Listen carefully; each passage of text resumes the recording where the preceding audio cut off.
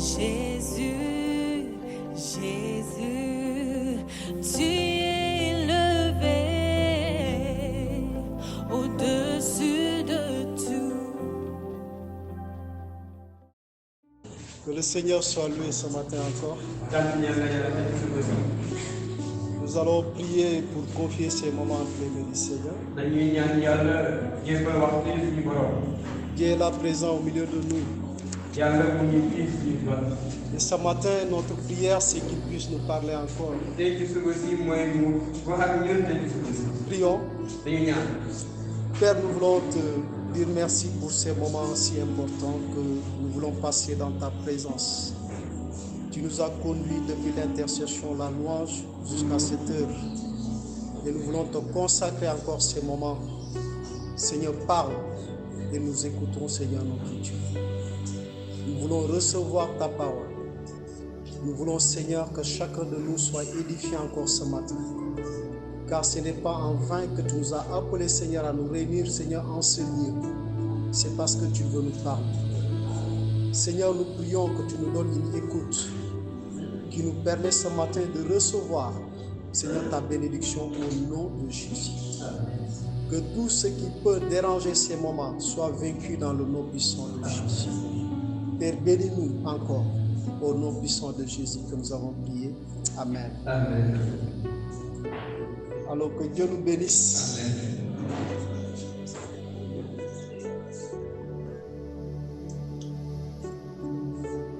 Gardons notre relation avec Dieu.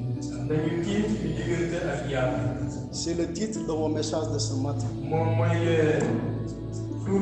La chose la plus importante dans la vie d'un enfant de Dieu, c'est de garder sa relation avec Dieu. Il y a des choses qui peuvent empêcher à ce que cette relation soit une bonne relation. Je peux avoir des problèmes avec tout le monde, sauf avec Dieu. Parce que Dieu, c'est ma vie. Alléluia. Et quand je parle de garder des relations, ça concerne chaque personne dans son intimité avec le Seigneur. C'est ton intimité avec Dieu dont je suis en train de parler. Vous savez, il y a les actions extérieures que les gens voient. Ce n'est pas le plus souvent ces choses-là qui sont entre nous et Dieu. Je peux avoir de bonnes relations avec l'église, et je n'ai pas une bonne relation avec Dieu. Alléluia. Je peux participer à toutes les activités de l'église, mais je n'ai pas une bonne relation avec Dieu. Et la chose la plus importante, c'est de démarrer à garder la relation avec Dieu d'abord. Pour qu'on puisse être dans l'église et demeurer dans l'église, la première chose, c'est de garder ta relation avec Dieu. Demeurer dans l'assemblée, c'est une conséquence de ta relation avec Dieu. Alléluia. Toute chose commence d'abord par ta relation avec Dieu. Et un chrétien doit garder sa relation. Vous savez, il y a des choses qui sont très subtiles au fur et à mesure que nous avançons et qui peuvent nous éloigner de Dieu sans qu'on puisse s'en rendre compte. Parce que peut-être le Saint-Esprit a alerté plusieurs fois et que tu n'as pas écouté la voix du Saint-Esprit et elle se tue. Et toi tu vas penser que tu es toujours dans l'église. Tu viens dans les activités. Mais est-ce que tu es dans l'église? Alléluia. Est-ce que tu es dans l'église?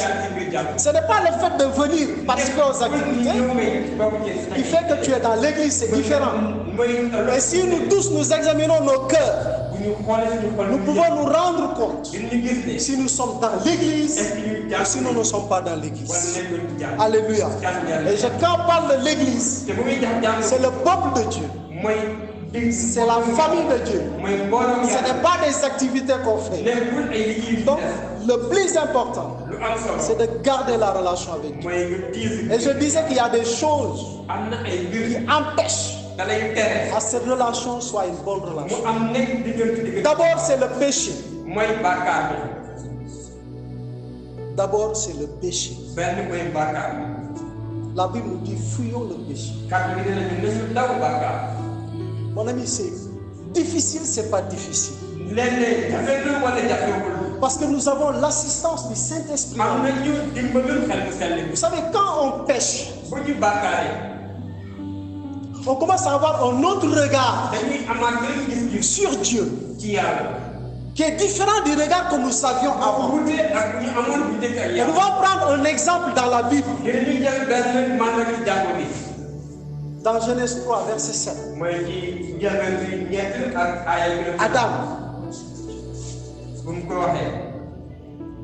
Adam, le premier des hommes. Dieu l'a créé. L'a mis dans le jardin d'Éden. Adam a péché avec Ève. Et qu'est-ce qui s'est passé? Nous pouvons lire dans Genèse à partir du verset, chapitre 3 à partir du verset 7.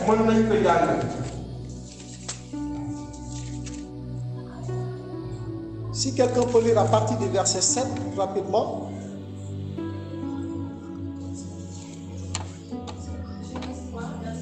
À partir du verset 7. Verset 7. Les yeux de l'un et de l'autre s'ouvrirent. Ils connurent qu'ils étaient nus, et ayant cousu des feuilles de figuier, ils s'enfuirent des ceintures. Alors ils entendirent la voix de l'Éternel Dieu, qui parcourait le jardin vers le soir. Et l'homme et sa femme se cachèrent, loin de la face de l'Éternel Dieu, au milieu des arbres du jardin. Mais l'Éternel Dieu appela l'homme et lui dit, où es-tu? Il répondit, j'ai entendu ta voix dans le jardin et j'ai eu peur parce que je suis nu et je me suis caché. Amen. Amen. Alléluia. Adam dit, j'ai entendu ta voix et j'ai eu peur parce que je suis nu. Est-ce que c'était la première fois pour Adam d'entendre la voix de Dieu? C'est pas la première fois. Il a entendu la voix de Dieu plusieurs fois. Et il n'avait pas peur. Mais cette fois-ci, il a eu peur. Pourquoi il a eu peur? Le regard qu'il a sur Dieu, c'est au travers le péché qu'il a commis. Vous savez, nous enfants de Dieu, quand nous péchons, notre regard change vis-à-vis de Dieu. Ça commence à changer notre regard vis-à-vis de Dieu. Et quand le regard change, on s'éloigne de Dieu. Alléluia. Parce que Adam, quand il a entendu la voix de Dieu, il a eu peur. Parce que le péché qui est en lui, il marchait par le péché. Il regardait Dieu par le péché. C'est pourquoi quand tu prêches la Bible pour dire Jésus est bon, beaucoup de personnes ne voient pas la bonté de Dieu. Parce qu'ils regardent Jésus au travers le péché qui sont en eux. Et ils t'éloignent du Seigneur.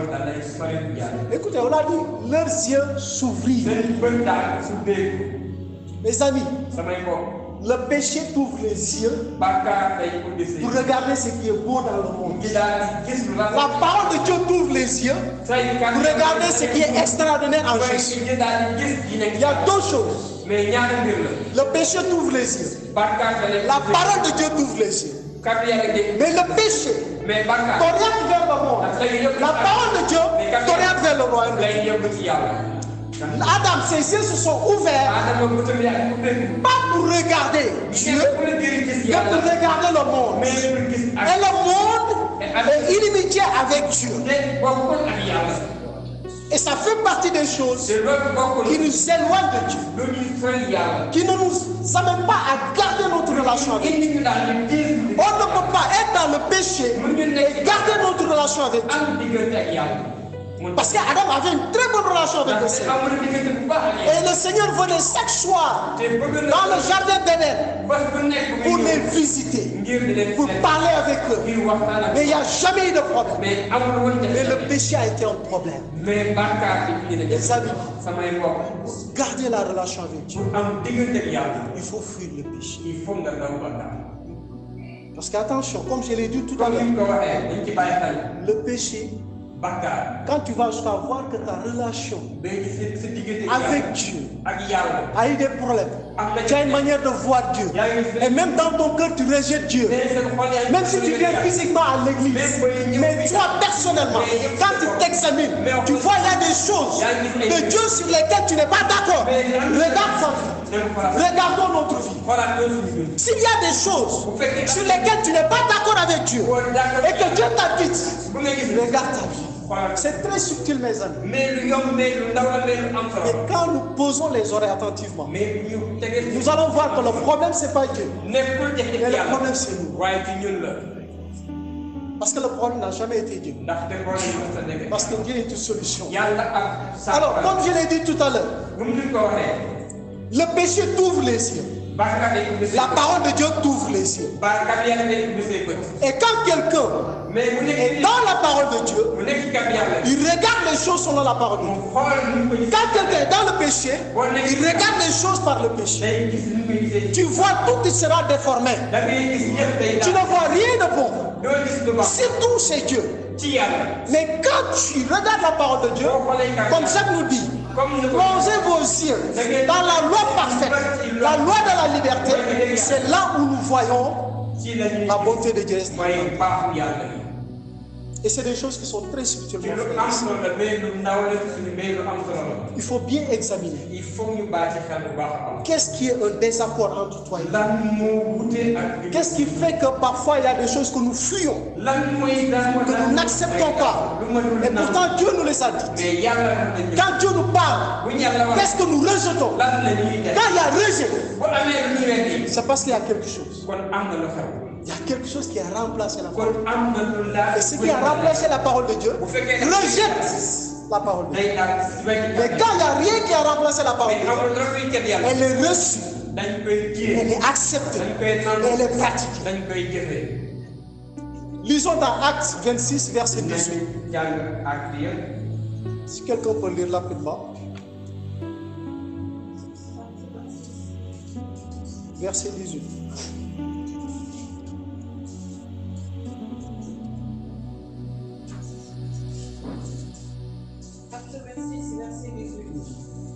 Enfin que tu leur ouvres les yeux pour qu'ils passent des ténèbres à la lumière, de la puissance de Satan à Dieu, pour qu'ils reçoivent par la foi en moi le pardon des péchés et l'héritage avec les sanctifiés. Alléluia.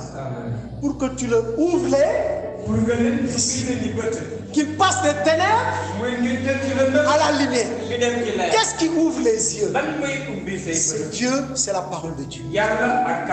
Parce que cette parole qui est prêchée, c'est cette parole qui nous sauve. Cette parole qui nous fait passer des ténèbres à la lumière. Et quand cette parole ouvre nos yeux, nous regardons les choses de manière parfaite. C'est différent du regard que je peux avoir sur mon frère et ma soeur. C'est pourquoi Jésus disait, enlève d'abord la poutre qui est dans tes yeux. Parce que ce qui est dans les yeux, ça peut être un obstacle. C'est le péché. Enlève d'abord. Si tu enlèves de tes yeux, et là, quand tu vas regarder, tu regarderas de manière parfaite. Alléluia. Les amis, la parole de Dieu ouvre. Et le péché aussi ouvre les yeux. Parce que quand Adam a commis le péché, et sa femme, on dit les yeux s'ouvrirent. Les yeux s'ouvrirent. Et quand tes yeux sont ouverts par le péché, ta relation avec Dieu ne sera plus une bonne relation. Gardons notre relation avec Dieu. Mais gloire soit rendue à Dieu. Confessons nos péchés. Bataillons-nous chaque jour pour enlever le péché qui est dans nos cœurs. Cette parole, ça s'adresse à moi d'abord avant tout. C'est pas que je suis venu pour vous prêcher. C'est à moi que cette parole s'est adressée. Gardons notre relation avec Dieu en fouillant le péché, en confessant, en se battant pour que la grâce de Dieu puisse se manifester dans nos vies et que nous puissions avoir une bonne relation avec le Seigneur. À chaque fois que tu regardes les choses, elles sont déformées à tes yeux, elles sont misérables à tes yeux, sache que le péché est là. Sache que le péché est là. Les yeux qui sont ouverts par la parole de Dieu regardent les choses avec grâce, miséricorde, bonté. Alléluia.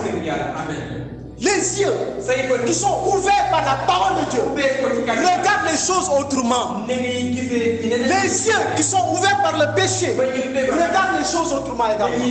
L'un de ce côté et l'un de l'autre côté. Quand Abraham devrait se séparer avec l'autre, l'autre a levé les yeux. Il a vu quelque chose devant lui. Il vit que ça a été beau. Mais est-ce qu'il regardait les choses selon la parole de Dieu? Et c'était au travers de la parole de Dieu qu'il regardait? Non, pas du tout. Parce que là où il était parti, la mort l'a trouvé là-bas. Alléluia. Parce que la manière de regarder, c'est différent. C'est différent. Il ne regardait pas selon les yeux. Abraham regardait selon les yeux. Mais quand lui il a regardé, il a vu que le paysage était bon. Il a dit ça c'est favorable pour moi. Mais ça n'a pas été favorable par la suite. Gardons notre relation. Gardons notre relation avec Dieu.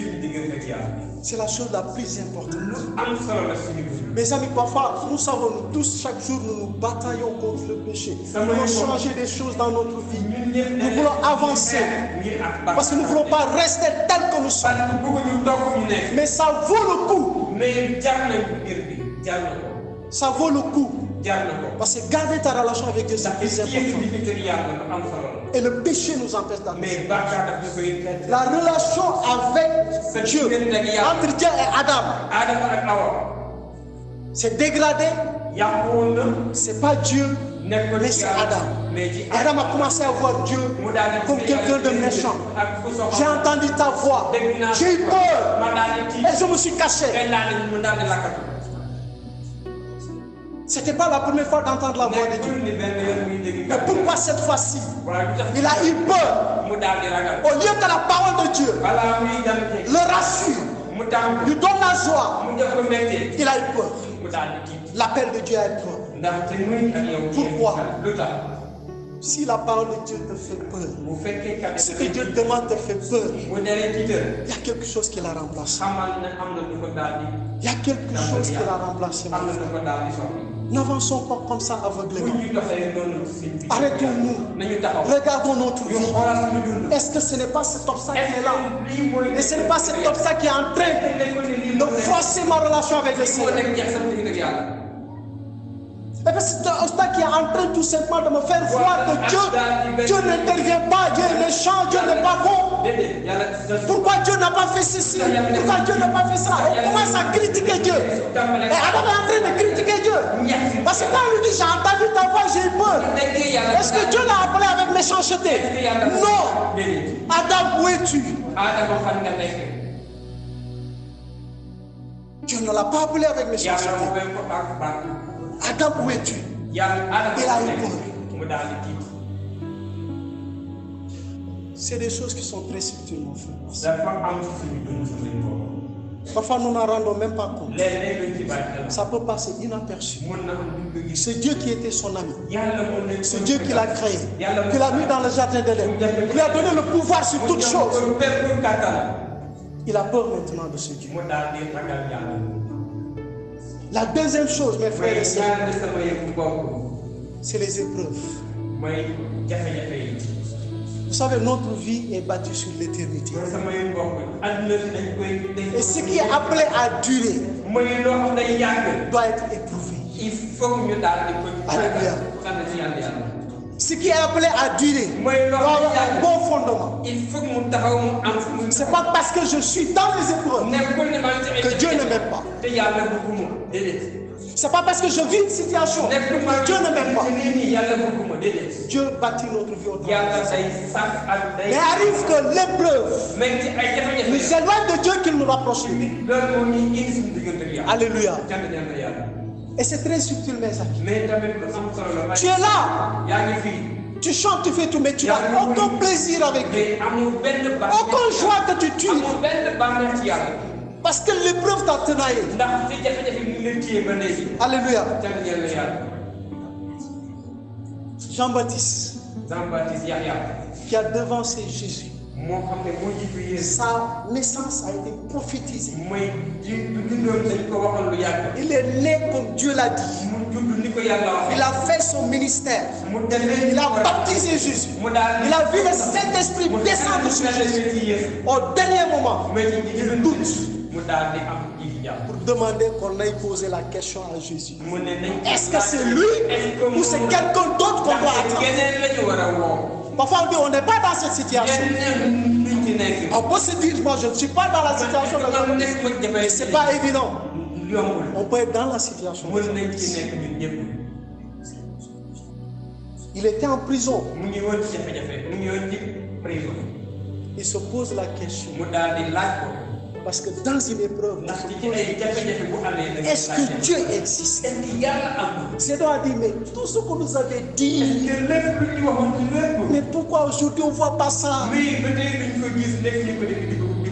Et Jean-Baptiste s'est posé la question. Est-ce que c'est lui ou c'est quelqu'un d'autre? Pourtant, c'est lui qui a baptisé Jésus. C'est lui qui a vu le Saint-Esprit descendre sur Jésus. Et il était là quand le ciel était ouvert et la voix se faisait entendre. Celui-ci est mon fils bien-aimé, à qui j'ai mis toute mon affection. Il a vu les aveugles marcher. Il a vu les boiteux marcher. Tous les signes. Jean-Baptiste les a vus. Mais il n'a pas manqué de douter. Ne laisse pas l'épreuve t'éloigner de Dieu. Matthieu 11, à partir du verset 2.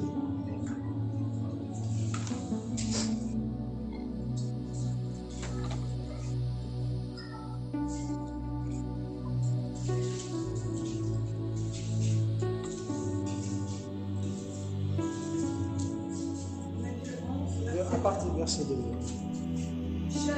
Jean ayant entendu parler dans sa prison des œuvres du Christ, lui fit dire à ses disciples: Est-ce celui qui doit venir, ou devons-nous en attendre un autre? Jésus leur répondit: Allez rapporter à Jean ce que vous entendez et ce que vous voyez. Amen. Dit Jean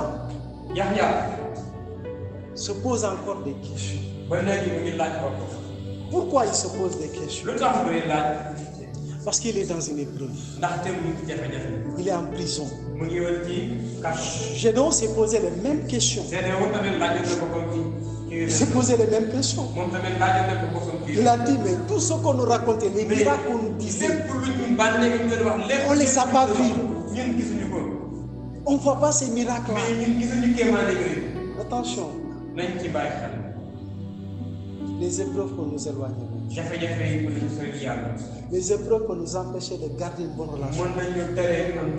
Et ce n'est pas l'objectif de Dieu de nous mettre en épreuve. Ce n'est pas l'objectif de Dieu. C'est Dieu que nous connaissons. Et nous avons entendu ce qu'il nous a dit. Ce ne sont pas les épreuves. Il ne s'éloigne pas de nous à cause des épreuves. Et on ne doit pas s'éloigner de lui à cause des épreuves. Alléluia. On peut venir à l'église. On est dans une épreuve. Mais mes amis, il n'y a plus la joie et la paix en Jésus. On ne se satisfait plus de lui. Parce que l'épreuve nous a tenaillés. On ne se campe plus sur les positions que nous avions avant. Notre attitude va changer. Notre comportement peut changer. Notre foi peut changer également. Et la foi de Jean-Baptiste a été malmenée à cause de ça. Parce que quand il va, il va se poser la question, est-ce que c'est lui ou c'est quelqu'un d'autre? Alors qu'il a entendu. Mes amis, on peut entendre, on peut voir, mais les épreuves peuvent effacer tout. C'est pourquoi, en tant qu'enfant de Dieu, pour garder notre relation avec le Seigneur, c'est bon de ne pas regarder toute autre chose qui nous arrive de bien ou de mal, mais fixer les regards sur Dieu. Parce que si on regarde Dieu à travers les épreuves, mon ami, on ne va rien voir de bon.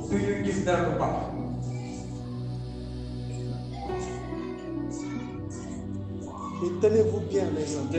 Il y aura des épreuves et des épreuves. C'est Jésus qui l'a dit, c'est pas moi. Il nous a avertis plusieurs fois. Tu auras des enfants. Alors, à nous, de garder notre relation. Ce n'est pas ce que Jésus fait, mais c'est ce qu'il est qui est plus important. Parce que c'est le Dieu tout-puissant. Sa bonté demeure. Son amour demeure. Il n'y a rien qui a changé en Jésus. C'est nous qui changeons. Dieu ne change pas. Gardons notre relation. Quel que soit ce qui peut arriver, gardons notre relation. Voici la deuxième chose qui peut être un piège pour garder notre relation. Ça peut être un piège. Et souvent, c'est des pièges. Le péché, les épreuves. Parce que les épreuves, en fait, c'est pour nous bâtir. Ce n'est pas pour nous détruire. Alléluia. C'est pour nous bâtir. C'est pourquoi nous réjouissons toujours dans le Seigneur. Réjouissons toujours dans le Seigneur. Faisons des exercices. Comme la parole de Dieu, mettez la parole en pratique. Ne vous mettez pas en étant vous trompant par de faux raisons. Cherche la joie en Jésus. Cherchons notre joie en Jésus. Un chrétien qui veut se faire caresser, tu ne vas pas progresser dans ta vie. Tu ne vas pas progresser dans ta vie. On va te dire que tout va bien, que tu seras béni, que tu seras ceci, que tu seras cela. C'est vrai, nous sommes bénis. Nous sommes bénis. Mais ne regarde pas la bénédiction. Pierre, après la pêche miraculeuse, il a vu le miracle qui s'est produit. Mais on dit quand ils sont arrivés sur terre, ils ont tout laissé, ils ont fait quoi? Ils ont suivi Jésus. S'il avait les yeux sur le miracle, est-ce qu'elle allait suivre Jésus?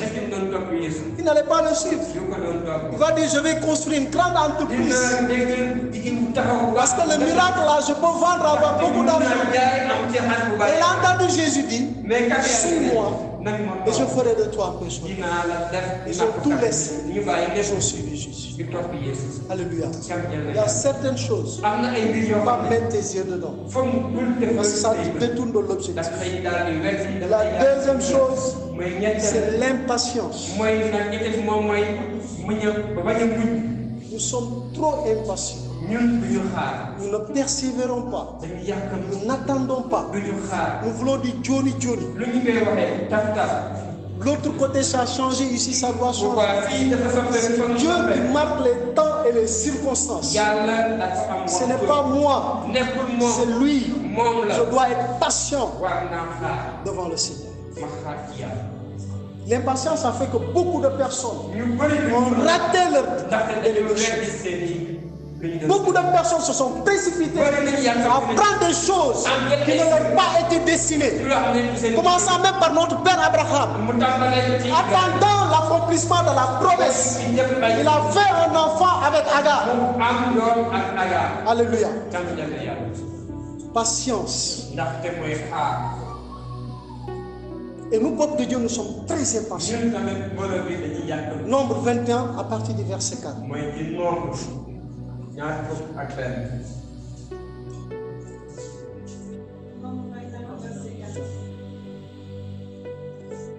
Ils partirent de la montagne de Hor par le chemin de la mer Rouge pour contourner le pays d'Édom. Le peuple s'impatienta en route et parla contre Dieu et contre Moïse. Pourquoi nous avez-vous fait monter hors d'Égypte pour que nous mourions dans le désert? Car il n'y a point de pain, il n'y a point d'eau, et notre âme est dégoûtée de cette misérable nourriture. Amen. On dit le peuple s'impatienta. Murmura contre Dieu et contre Moïse. Comment tu peux murmurer avec Dieu et garder une relation avec lui? C'est pas possible. D'où sont venus les murmures? C'est l'impatience. On ne garde pas patience. Ils ont murmuré contre Dieu. Est-ce que ça ne nous arrive pas en attendant que le Seigneur arrive? On murmure contre lui. Et quand quelqu'un murmure, il ne peut pas garder de bonnes relations. Gardons notre relation avec Dieu par la patience. Nous sommes une génération où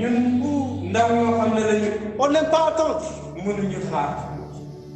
On n'aime pas patienter. On veut tout avoir. Mais Dieu était à l'œuvre. Tout un peuple sauvé des mains de Pharaon. Il traversa la mer Rouge à sec. Se retrouve dans le désert. Dieu les nourrit. Et ils s'impatientent. Alors que Dieu n'a pas encore fini. Dieu était en route avec eux. La promesse tenait pour toujours. Et ceux qui se sont impatientés, ce sont ceux qui ont des idées de retourner. Ce sont des idées qui vont t'amener à la mort, à casser ta relation avec Dieu. Beaucoup de personnes n'ont pas été patientes. La première chose que nous devons apprendre dans notre relation avec Dieu, pour garder cette relation, c'est la patience. C'est la patience. Et j'aime ce quartier qu'on appelle la grande Hariala. Parfois je dis à ma femme, moi j'habite à Hariala.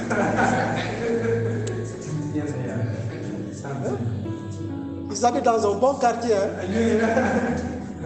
Hariala. Ça veut dire attendre Dieu. C'est comme ça que ce quartier. Hariala. On s'impatiente. Et beaucoup d'entre nous ne sont pas patients. L'impatience gâte ta relation. L'impatience gâte ta relation. C'est des choses qui sont très subtiles. Mais nous-mêmes, nous ne voyons pas. Et ça fait partie des choses qui peuvent gâter ta relation. Qui ne te permet pas de garder une relation avec Dieu. On ne peut pas devancer Dieu. Wala fi dañuy wax ne ku njëkk yeew borom ndekki day delluwaat tëdd. Vrai ou faux? Si tu te réveilles avant celui qui prépare le petit déjeuner, tu vas te recoucher parce que tu ne vas pas manger. Il faut que tu attendes qu'il se réveille d'abord. Donc attends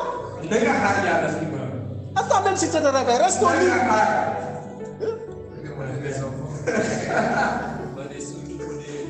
Yo, berge. Da ngay xaar. Donc c'est très important. Parfois, il faut examiner ça. Nous savons que c'est difficile pour nous, humains, de se conformer. L'examen de nos vies, écouter Dieu, ça te permet de te redresser.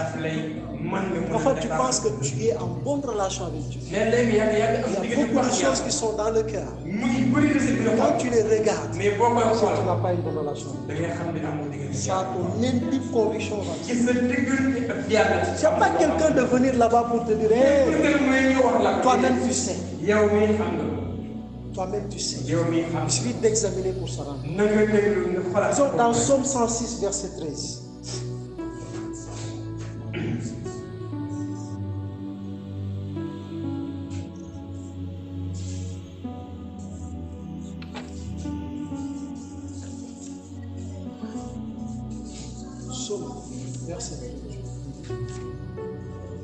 Mais ils oublièrent bientôt ses œuvres, ils n'entendirent pas l'exécution de ses desseins. Voilà. Quand on s'impatiente, relis encore le passage. Mais ils oublièrent bientôt ses œuvres, ils n'entendirent pas l'exécution de ses desseins. Ils oublièrent ses œuvres. Et ils n'entendirent l'exécution, ils n'entendirent pas l'exécution de ses décisions. Alléluia. C'est quand on s'impatiente, ce que Dieu a fait avant, tu vas l'oublier. Et ce qu'il est en train d'exécuter, tu ne vas pas l'entendre. Relis le verset encore. Suivons ensemble. Mais ils oublièrent bientôt ses œuvres et ils n'attendirent pas l'exécution de ses desseins. Ils n'attendirent pas. Ça dit, ils n'attendent pas. Merci beaucoup. Ça dit, si tu es quelqu'un d'impatient, tout ce que Dieu a fait pour toi, depuis le début que tu as commencé à marcher avec lui jusqu'à aujourd'hui, pas oublier ça bientôt. Parce que tu es impatient. Tu vas oublier ça. Tu ne vas plus dire Seigneur, merci pour le travail que tu m'as donné. Merci pour la femme que tu m'as donnée. Merci pour les enfants que tu m'as donnés. Merci de m'avoir sauvé. Merci de m'avoir gardé. Tu vas oublier ses œuvres. Et tu ne vas pas attendre ce qu'il va faire parce que tu es impatient. Est-ce que tu peux garder une bonne relation avec Dieu? Tu vas te séparer avec Dieu. Parce que si tu n'attends pas Dieu, ça veut dire que tu te sépares avec lui. Marie-Joseph, avec Jésus, ils étaient à Jérusalem. Ils n'ont pas attendu Jésus. Ils ne se sont pas séparés avec lui. Ils étaient obligés de revenir pour le trouver à temps. Tu n'attends pas Dieu, tu te sépares de lui. Tu n'attends pas ses instructions, tu te sépares de lui. Et c'est ça. Hein? Le verset 14 le dit. Voilà. Verset 14. Ils furent saisis de convoitise dans le désert et ils tentèrent Dieu dans la solitude. Voilà. La tentation va entrer. Hein? La tentation va entrer. Et beaucoup d'entre nous, mes frères, commençant par moi, tellement impatients. Et ça ne nous permet pas de garder mon relation. Si tu n'attends pas Dieu, tu te sépares de lui. Il faut attendre Dieu. Vous ne serez pas ensemble. Parce que quelqu'un, moi et Mohamed, si nous devons aller quelque part, je dis à Mohamed, non, je ne t'attends pas. On va se séparer. Parce qu'on est obligé de nous devancer.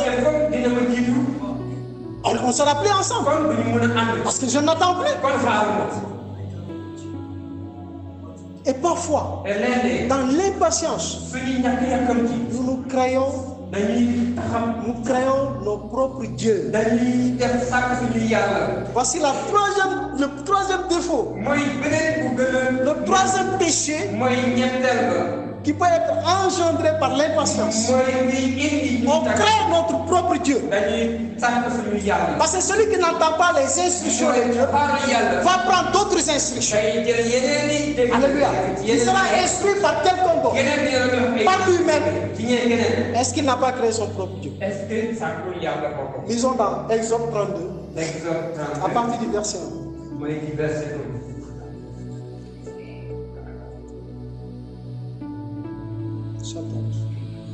Exode 32, verset 1. Le peuple, voyant que Moïse tardait à descendre de la montagne, s'assembla autour d'Aaron et lui dit: Allons, fais-nous un Dieu qui marche devant nous.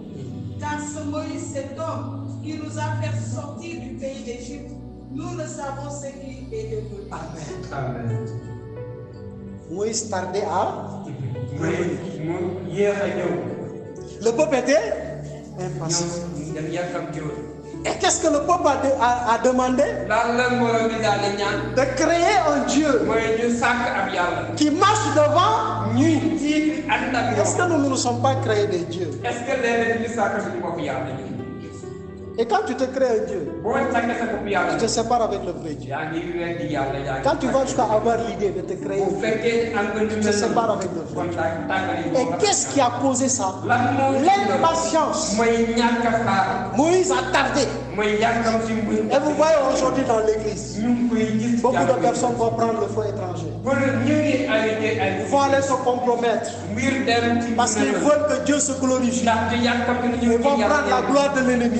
Ils vont l'amener dans l'église. On se crée des dieux qui ne sont pas les vrais dieux. Un enfant de Dieu doit être patient. Et c'est une grande tentation pour nous. Quand un enfant de Dieu, l'impatience va nous tuer. Parce que celui qui se sépare de Dieu meurt.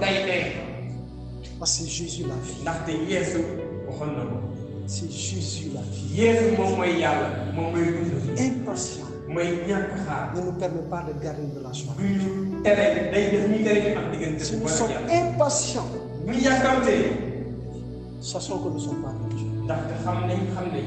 Il y a des choses avec lesquelles nous devons nous battre. Nous voulons nous battre contre ces choses pour ne pas nous laisser emporter. C'est important. Amis, que Dieu bénisse sa parole.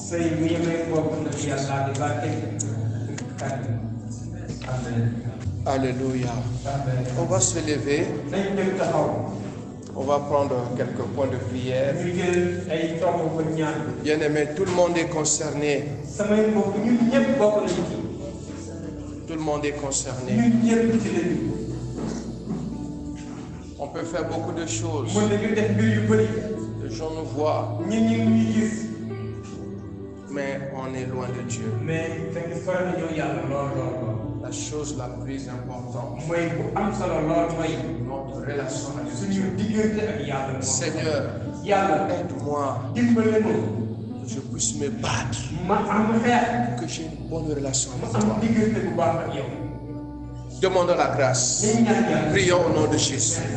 Seigneur, au nom de Jésus, oh Dieu, ce matin encore, Père de gloire, nous sommes tellement dans beaucoup de choses. Je suis tellement dans beaucoup de choses. Et parfois, Seigneur Dieu, nous nous battons pour avoir une bonne apparence, pour faire une bonne impression. Et notre relation est loin, Seigneur Dieu.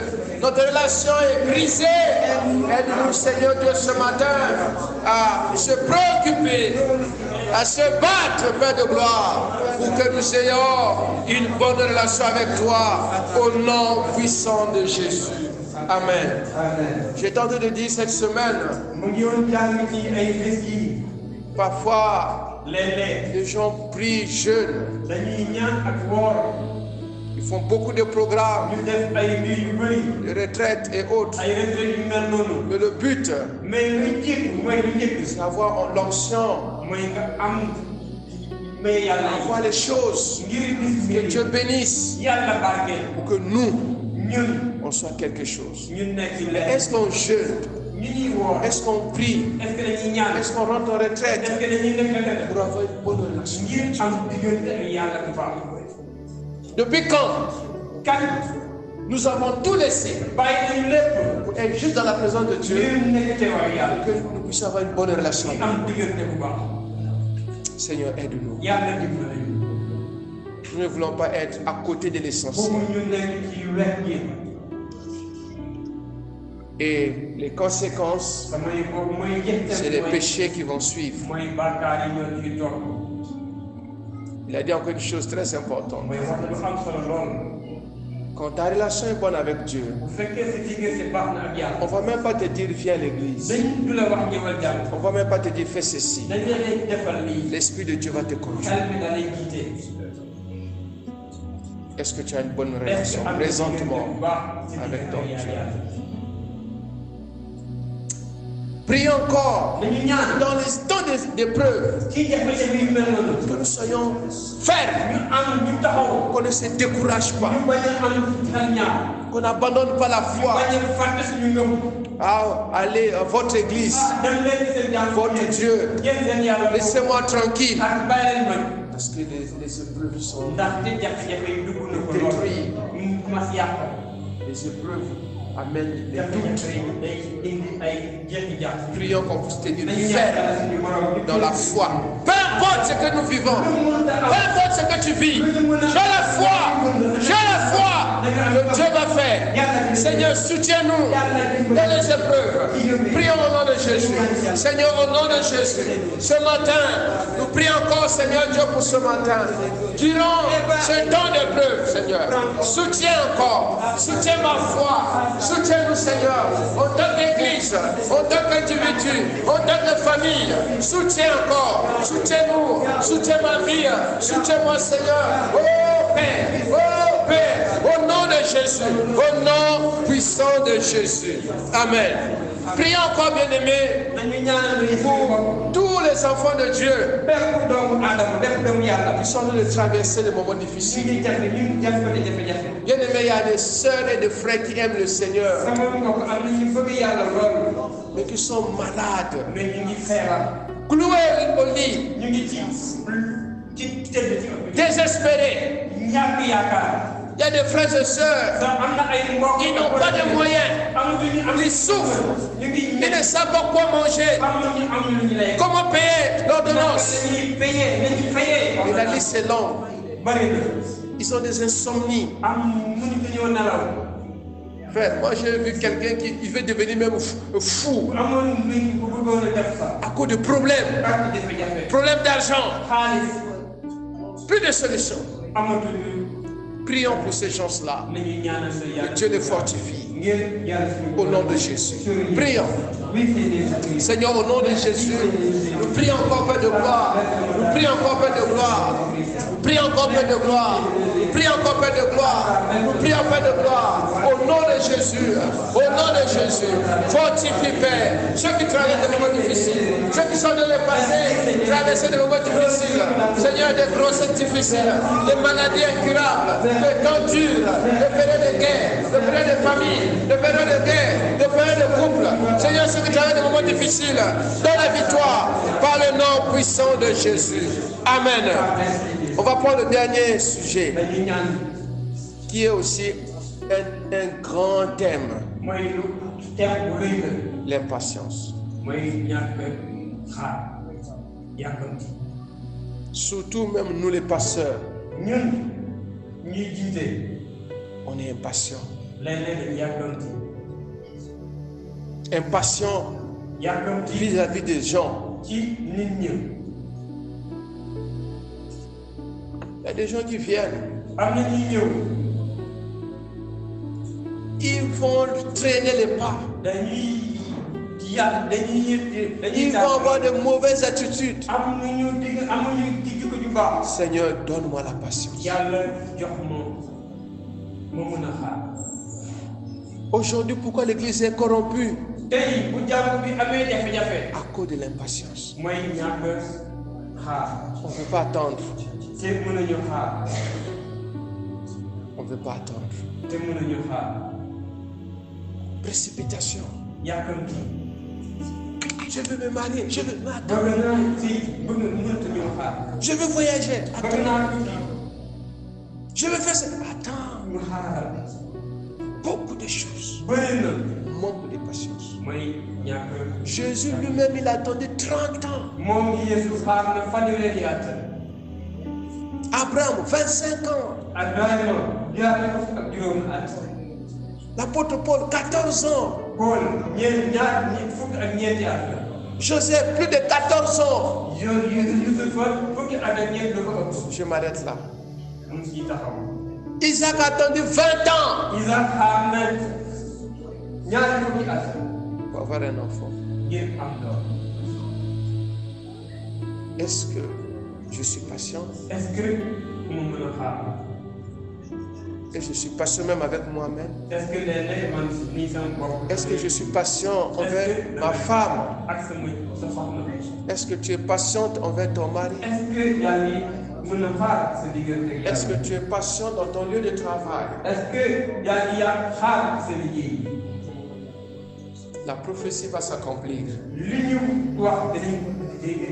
Attends. La prophétie dans ta vie va s'accomplir. Autant opportun. Autant Kairos. Dieu va se glorifier.